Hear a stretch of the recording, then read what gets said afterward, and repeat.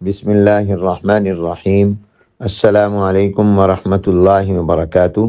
26ویں آئینی ترمیم کے موقع پر سینٹ اور قومی اسمبلی میں حکومت نے خود مدارس کی رجسٹریشن کا ترمیمی بل پیش کیا اور حکومت سمیت پارلیمنٹ میں موجود تمام جماعتوں نے متفقہ طور پر اسے منظور کیا، لیکن صدر پاکستان نے دستخط کیے بغیر اعتراضات لگا کر واپس کر دیا۔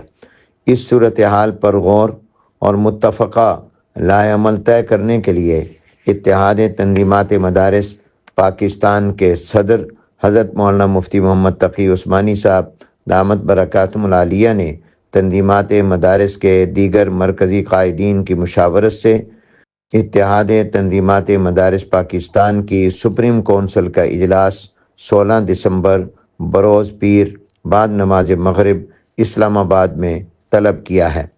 نیز وفاق المدارس العربیہ پاکستان کی مرکزی مجلس عاملہ کا ہنگامی اجلاس بھی محترم صدر وفاق دامت برکاتہم العالیہ نے 17 دسمبر بروز منگل صبح 11 بجے اسلام آباد میں طلب کیا ہے۔